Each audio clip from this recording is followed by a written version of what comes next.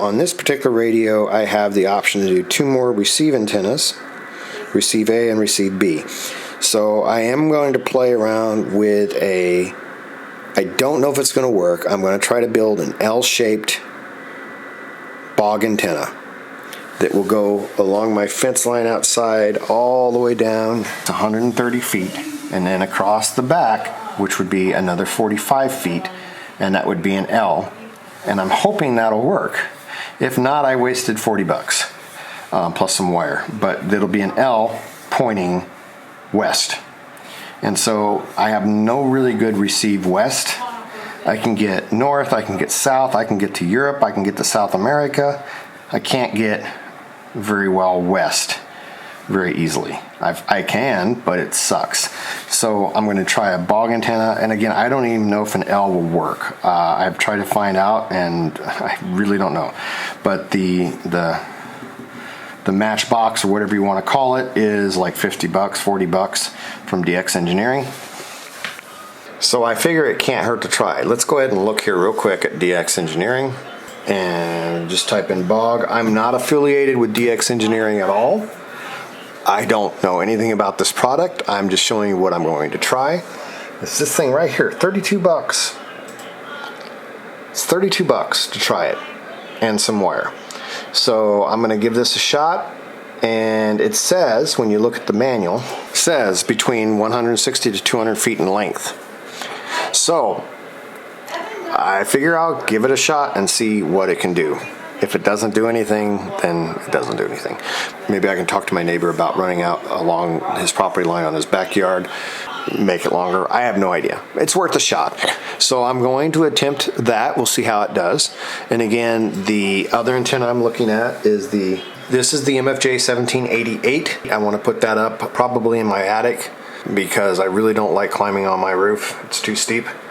But we'll see. I could also put it on the ground like I have the other mag loop, but I'm kind of wanting to try it for a different orientation, put it horizontally instead of vertically, and so that I have a different type of antenna configuration and not just more of the same for receive, but then also I can use this for transmit from 40 meters to 15 meters.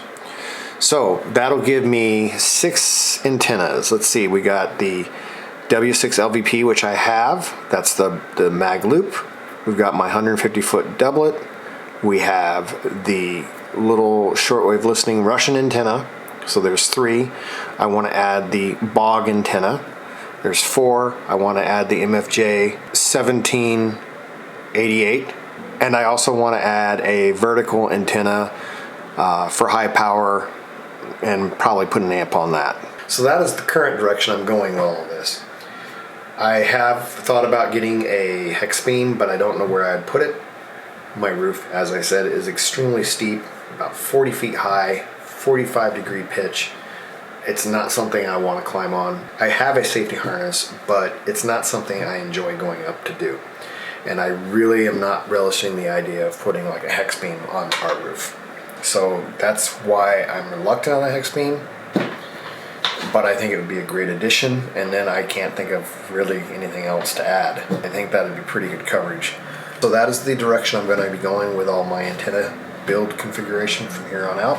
I don't often use the noise reduction tools that are in the FlexRadio, except in diversity mode, because the MFJ noise canceller phases out noise really, really well. The mag loop nulls out noise really, really well. So if the noise is really, really bad, I have all the tools I need using my antennas and the noise canceller and the mag loop to get out the noise better than the Flex could ever dream of. The only time I find myself using like the noise blanker on the Flex is if I'm in diversity mode, where I'm using my mag loop as just the mag loop with the noise floor nulled out, the best case scenario, and I'm using my receive antenna with the Russian shortwave listening antenna with the noise nulled out just fine, and so that I can hear everything in diversity mode, and there might just be a little annoying buzz or something that's very, very low but it's just there, then I will use it. Or say there's noise that maybe I couldn't get out very well unless I went with the mag loop and my doublet and not in diversity mode, but I can run in diversity mode and maybe it's a really thin section of noise that I can get out with the notch filter, then I'll use the notch filter. So I use the notch filter and I use the noise blanker occasionally, but only when I'm running in diversity mode.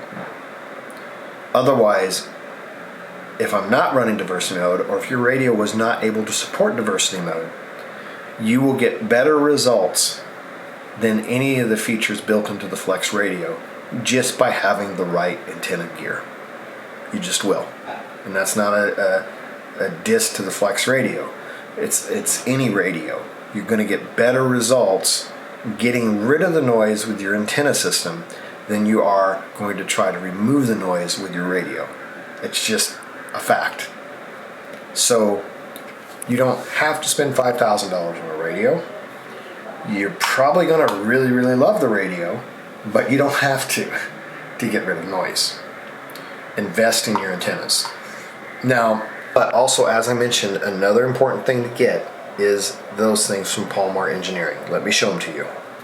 And again, I am not affiliated with Palmar at all. It's right here. And it's under transceiver RFI kits. And basically it's just their ferrite cores. And they've got some ring ones and they've got some clamshell ones. And you pick your radio, and all that means is they give you a set of these at a discounted price based on the radio you pick. It's basically, it's just, they're giving you more. So in other words, if you say you have the 6700, they're going to send you 12 filters. If you say you have the 6400, they're going to give you an assortment of 8 filters because of all the different inputs and antenna inputs and stuff like that. I'm actually going to go ahead and order one more of these because, like I say, you get a discount price by ordering it in the kit, and as opposed to ordering them individually. And this is just a nice package. It comes with a bunch of assorted filters, which will do the job. But that's the one thing I want to reiterate. If you're struggling with noise, you want to put these on every wire in your shack. I was totally floored of how much it dropped my noise floor when I did that.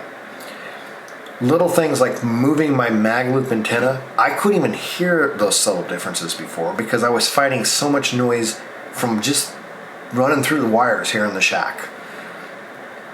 After I added those, then I could see all the subtle changes I was making with everything else. So you want to, no matter what, start with that. Start with that, then either get like the W6LVP Mag Loop antenna. It's like without the switch box, if you just want to use it receive only, it's like $250, but with the transmit receive switch box, it's $350. I've had it for 3 or 4 years. I've had no issues with it. The guy provides great support.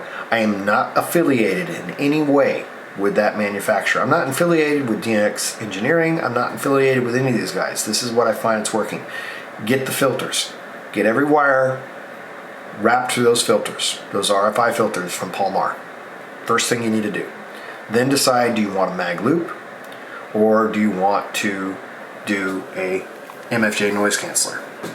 Like I said, now you can get the MFJ noise canceller. It's like $250, and then you can buy one of those cheap Russian antennas for $50, but it isn't going to get everything.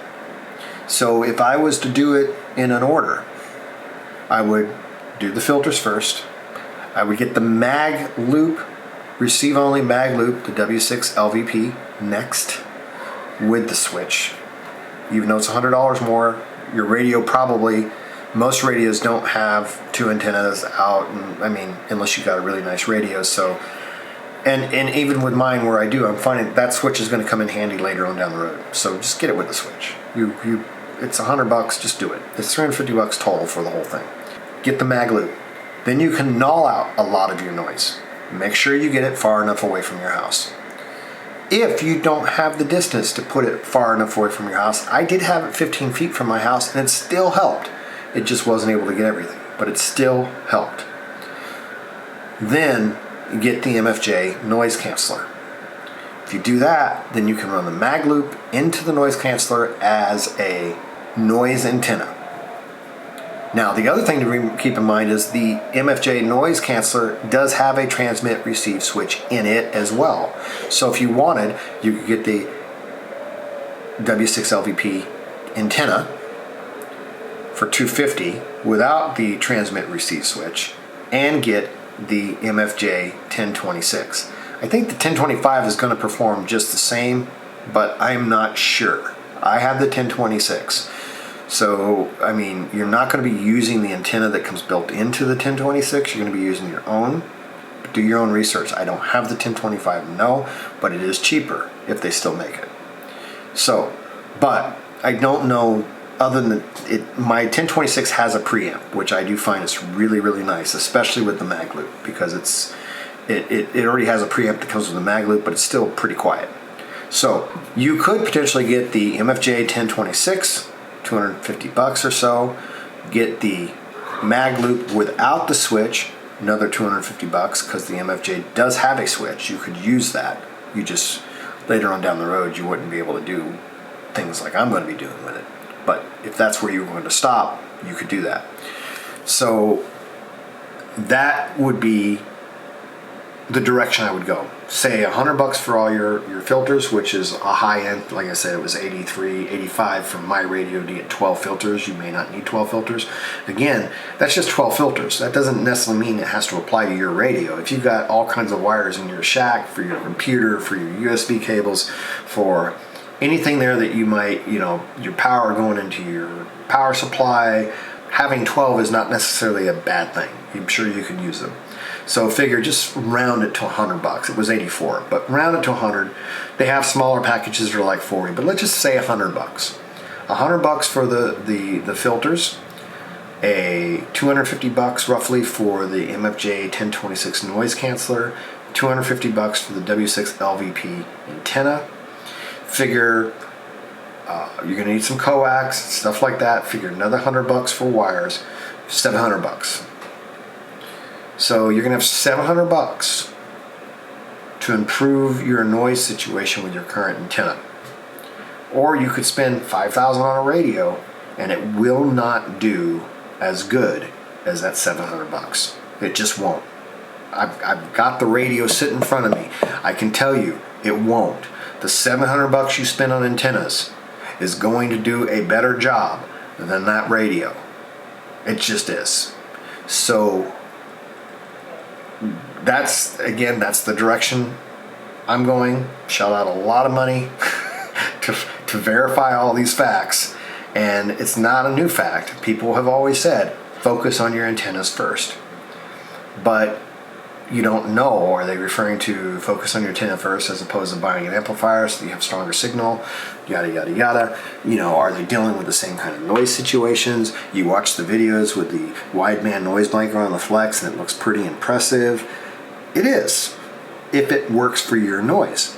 It literally does not help me really with any of the noise in my environment. And that's power line noise and everything else. For whatever reason, it does not help me. Once in a great while, I have seen it actually drop 3 dB. But at that same time, I could turn off the wide noise blanker and I could then use my antenna configuration and get better than 3 dB noise reduction. The only advantage I do really find with the noise blanker is for remote access.